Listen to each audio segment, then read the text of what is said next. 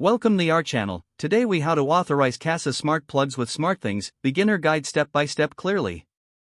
To authorize Kasa smart plugs with SmartThings, start by ensuring your Kasa smart plug is set up and connected to your Wi-Fi network. Next, open the SmartThings app on your smartphone. If you don't have it installed, download it from your device's app store. Once the app is open, tap on the plus icon in the top right corner to add a new device. Select device from the list of options. You will be prompted to choose the device type. Scroll down and look for Kasa in the list of device types. Tap on Kasa. The app will ask you to log into your Kasa account. Enter your Kasa account credentials and tap Sign In. After logging in, allow SmartThings to access your Kasa devices.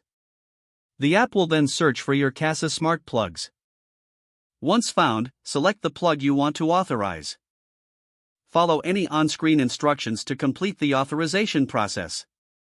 Once the integration is complete, you can start controlling your Kasa smart plug via SmartThings. You may also want to rename your smart plug for easier identification.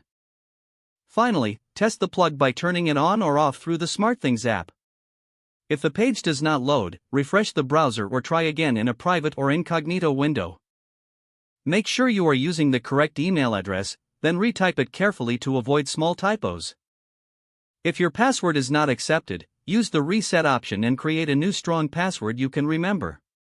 Check your spam folder for verification or security emails, then complete any requested confirmation steps. Enable two-factor authentication if available to improve account security and reduce unauthorized access risk. After signing in, review your profile details so your contact information and settings are accurate and current. If you see an error message, note it down and try again after restarting your device and internet connection. Log out when you finish, especially on shared devices, to keep your account and payment information secure. If the page does not load, refresh the browser or try again in a private or incognito window. Make sure you are using the correct email address, then retype it carefully to avoid small typos.